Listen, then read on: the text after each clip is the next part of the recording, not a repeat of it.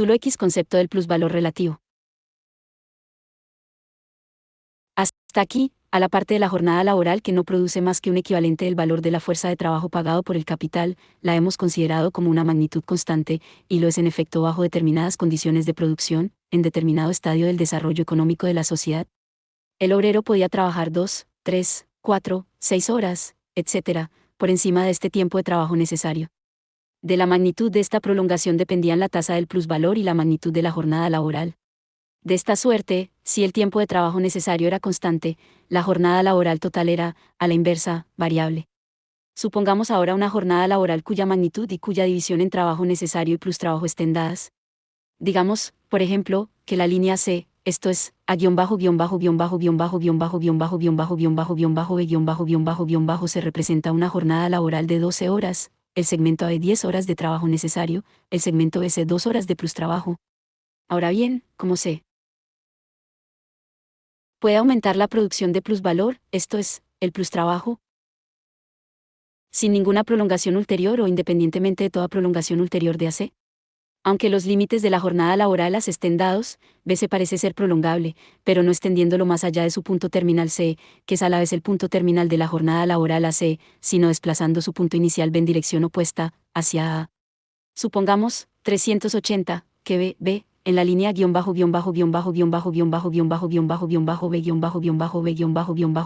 C, sea igual a la mitad de S, o sea, una hora de trabajo. Si en la jornada laboral de 12 horas AC se hace retroceder hasta B, el punto B, entonces BC se convertirá en B, C, el plus trabajo aumentará en una mitad, de 2 horas a 3, por más que la jornada laboral conste, como siempre, de 12 horas. Esta expansión del plus trabajo de BCA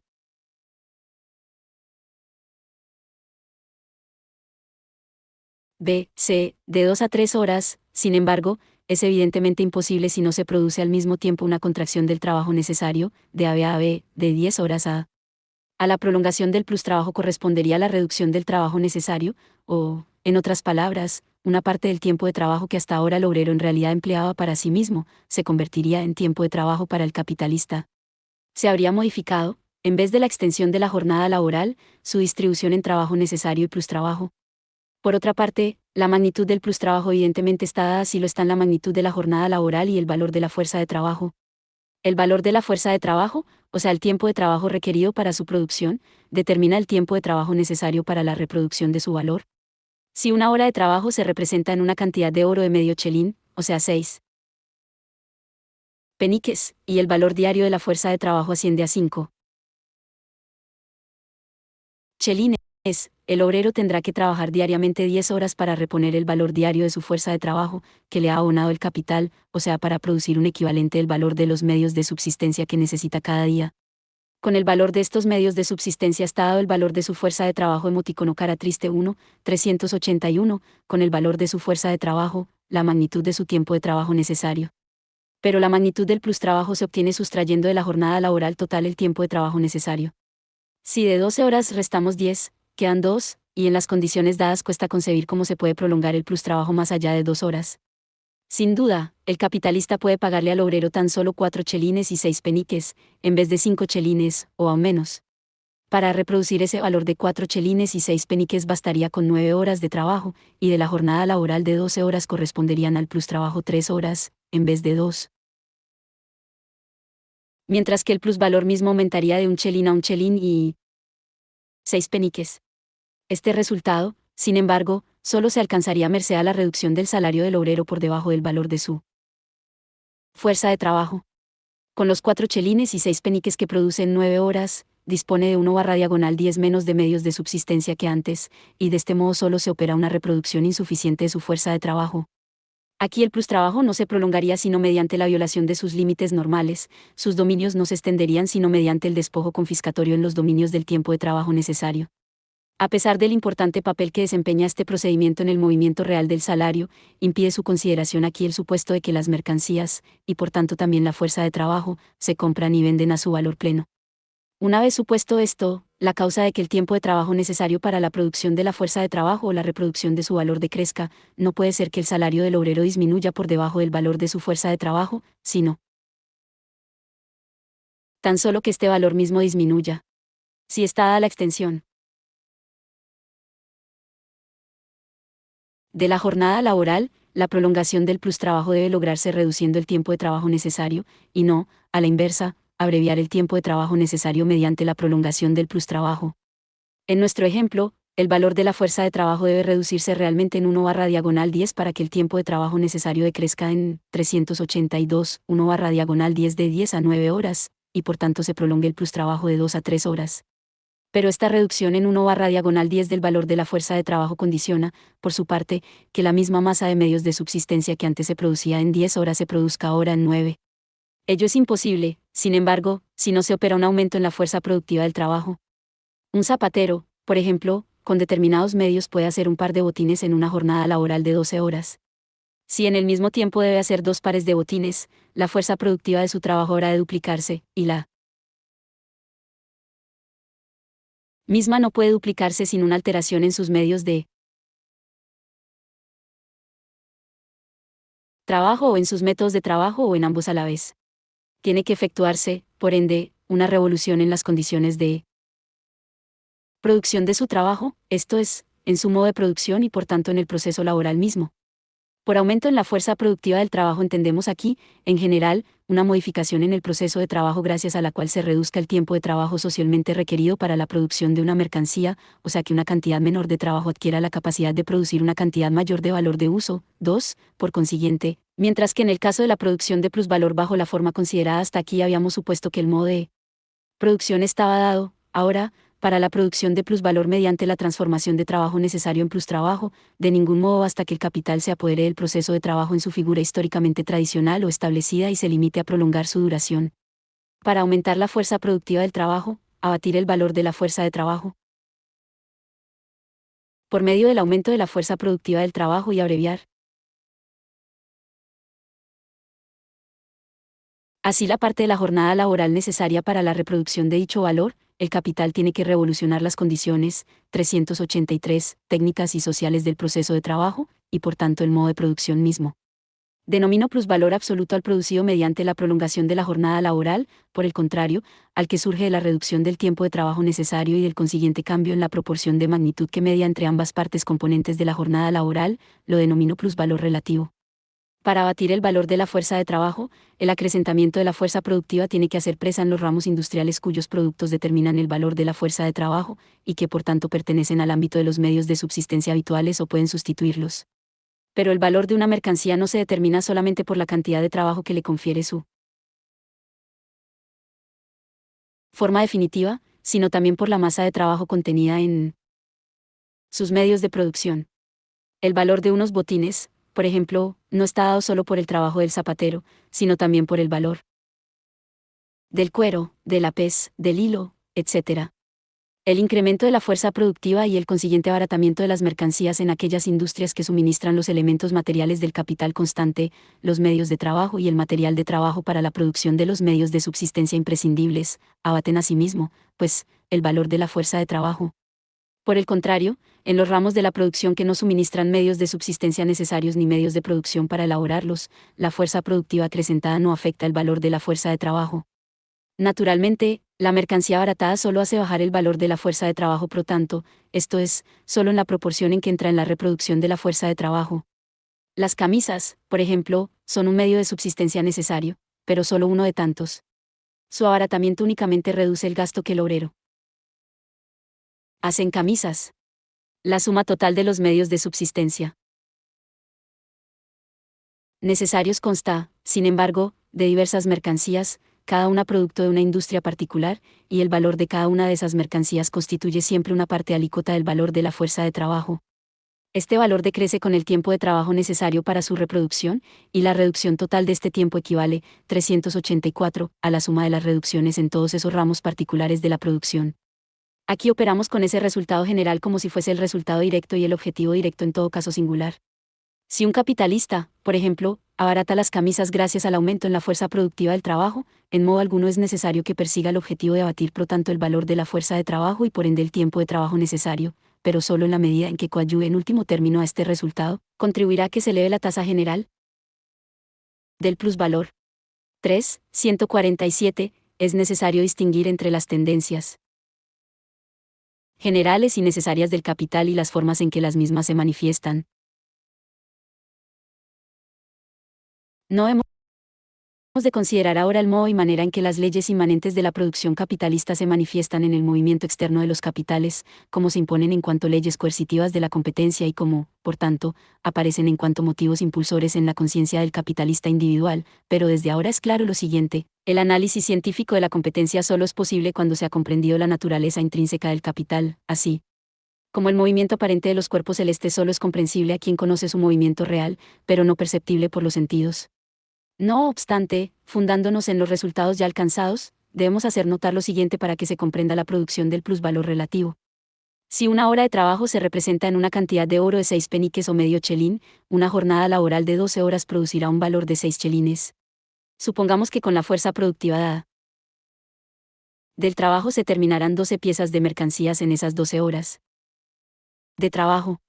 Digamos que es de 6 peniques el valor de los medios de producción, materia prima, etc., consumidos en cada pieza. En estas circunstancias cada mercancía costaría un chelín, a saber, 6 peniques por el valor de los medios de producción, y otros 6 peniques por el valor nuevo agregado en su elaboración. Supongamos ahora que un capitalista logra, 385, duplicar la fuerza productiva del trabajo y, por consiguiente, producir 24 piezas de esa clase de mercancías en vez de 12, en la jornada laboral de 12 horas. Si el valor de los medios de producción se mantuviera inalterado, el valor de cada mercancía disminuirá ahora a 9 peniques, a saber, 6 peniques por el valor de los medios de producción y 3 por el último trabajo nuevo agregado. A pesar de la fuerza productiva duplicada, la jornada laboral solo genera, como siempre, un valor nuevo de 6 chelines, pero este se reparte ahora en el doble de productos. Con lo cual en cada producto singular únicamente recae 1/24 en vez de 1/12 de ese valor total, 3 peniques. En vez de 6 peniques, o bien, lo que es lo mismo, al transformarse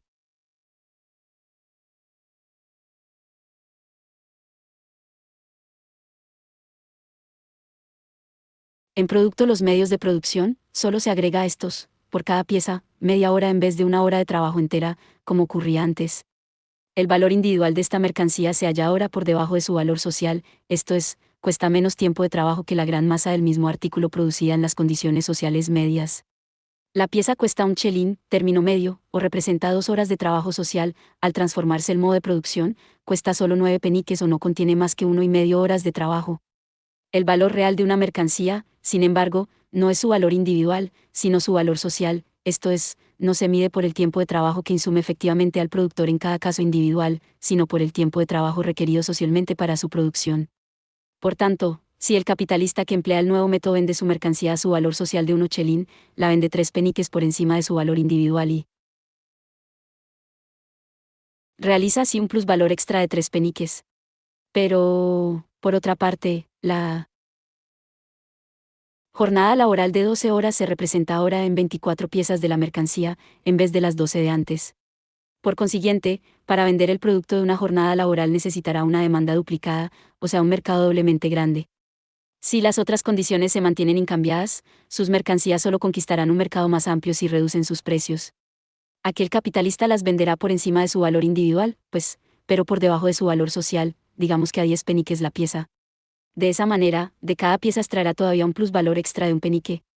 Este incremento del plusvalor se operará para el, pertenezca o no su mercancía al 386, ámbito de los medios de subsistencia imprescindibles y, por tanto, forme parte determinante o no en el valor general de la fuerza de trabajo. Prescindiendo por ende de la última circunstancia, para cada capitalista existe el motivo de abaratar la mercancía por medio de una fuerza productiva del trabajo acrecentada. Con todo, aun en este caso la producción incrementada de plusvalor se origina en la reducción del tiempo de trabajo necesario. Y en la consiguiente prolongación del plustrabajo, 3 bis digamos que el tiempo de trabajo necesario asciende a 10 horas o el valor diario de la fuerza de trabajo a 5 chelines, el plustrabajo a 2 horas, el plusvalor producido cada día a 1 chelín. Pero nuestro capitalista produce ahora 24 piezas, que vende a 10 peniques la pieza, en total a 20 chelines. Como el valor de los medios de producción es igual a 12 chelines, 14 2/5 piezas de la mercancía no harán más que reemplazar el capital constante adelantado. La jornada laboral de 12 horas se representa en las otras 9 3/5 piezas. Siendo el precio de la fuerza de trabajo igual a 5 chelines, en el producto de 6 piezas se representa el tiempo de trabajo necesario y en 3/5 piezas el plustrabajo. La relación entre el trabajo necesario y el plustrabajo, que bajo las condiciones sociales medias era de 5,1, es ahora únicamente de 5,3. Al mismo resultado se llega de la siguiente manera. El valor del producto de la jornada laboral de 12 horas es de 20 chelines. De estos, 12 chelines corresponden al valor de los medios de producción, el cual no hace más que reaparecer. Quedan por tanto 8 chelines como expresión dineraria del valor en que se representa la jornada laboral. Esta expresión dineraria es más elevada que la del trabajo social medio de la misma índole, 12 horas de este trabajo se expresan apenas en 6 chelines. El trabajo cuya fuerza productiva es excepcional opera como trabajo potenciado, esto es, en lapsos iguales genera valores superiores a los que produce el trabajo social medio del 387, mismo tipo. Pero nuestro capitalista sigue pagando, como siempre, solo 5 chelines por el valor diario de la fuerza de trabajo. Por tanto, el obrero ahora necesita únicamente 7,5 horas para la reproducción de ese valor, en vez de las 10 anteriores. Como vemos, su plustrabajo se acrecienta en 2,5 horas, y el plusvalor por el producido pasa de 1 a 3 chelines. El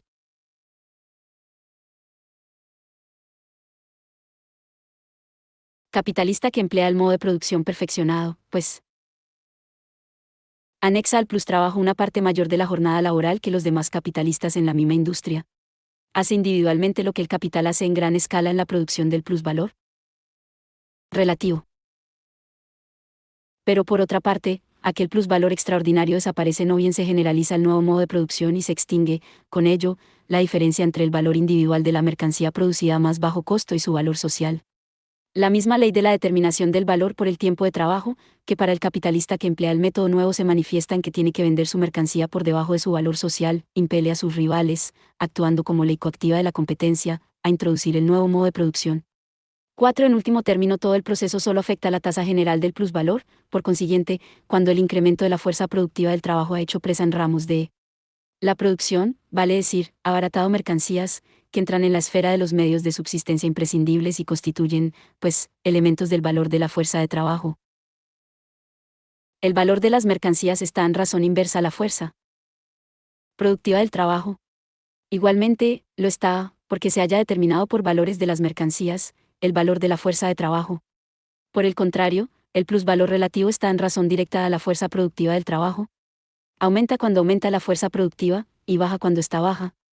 En el supuesto de que el valor, 388, del dinero se mantenga incambiado, una jornada laboral social media de 12 horas produce siempre el mismo producto de valor de 6 chelines, cualquiera que sea la forma en que esta suma de valor se distribuya entre equivalente por el valor de la fuerza de trabajo y plusvalor. Pero si a causa del aumento en la fuerza productiva el valor de los medios de subsistencia diarios y por tanto el valor diario de la fuerza de trabajo cae de 5 chelines a 3, el plusvalor aumentará de 1 chelín a 3 chelines. Para reproducir el valor de la fuerza de trabajo se necesitaban antes 10 horas de trabajo, y ahora únicamente 6. Han quedado disponibles 4 horas de trabajo y se las puede anexar a los dominios del plustrabajo. Por tanto, el impulso inmanente y la tendencia constante del capital son los de aumentar la fuerza productiva del trabajo para abaratar la mercancía y, mediante el abaratamiento de la mercancía, abaratar al obrero mismo. 5. Al capitalista que la produce, le es indiferente en sí y para sí el valor absoluto de la mercancía. Solo le interesa el plusvalor que se encierra en aquella y que se puede realizar en la venta. La realización del plusvalor implica de suyo la reposición del valor adelantado. Ahora bien, como el plusvalor relativo aumenta en razón directa al desarrollo de la fuerza productiva del trabajo, mientras que el valor de las mercancías disminuye en razón inversa a ese mismo desarrollo, como, por tanto, un mismo e idéntico proceso abarata las mercancías y acrecienta el plusvalor contenido en ellas, que ha resuelto el enigma consistente en que el capitalista, a quien solo le interesa, 389, la producción del valor de cambio, pugne constantemente por reducir el valor de cambio de las mercancías. Contradicción con la que uno de los fundadores de la economía política, el Dr. Kennedy, atormentaba a sus adversarios sin que los mismos pudieran responderle. ¿Reconocéis, dice Kennedy, que en la fabricación de productos industriales, cuanto más se economice en los costos o en trabajos dispendiosos, sin detrimento para la producción, tanto más ventajoso será ese ahorro porque reducirá el precio de dichos productos? Y sin embargo creéis que la producción de riqueza que resulta de los trabajos de los industriales consiste en el aumento del valor de cambio de sus productos. 6. Por ende, la economización de trabajo mediante el desarrollo de la fuerza productiva del trabajo. 7. De ningún modo tiene por objeto, en la economía capitalista, la reducción de la jornada laboral. Se propone, tan solo, reducir el tiempo de trabajo necesario para la producción de determinada cantidad de mercancías. El hecho de que el obrero, habiéndose acrecentado la fuerza productiva de su trabajo, produzca por ejemplo en una hora 10 veces más mercancías que antes, o sea necesite para cada pieza de mercancía 10 veces menos tiempo de trabajo que antes, en modo alguno impide que se le haga trabajar 12 horas, como siempre, y que en las 12 horas deba producir 1200 piezas en vez de las 120 de antes. E incluso existe la posibilidad de que simultáneamente se prolongue su jornada laboral, 390, de tal modo que en 14 horas produzca 1400 piezas, etc.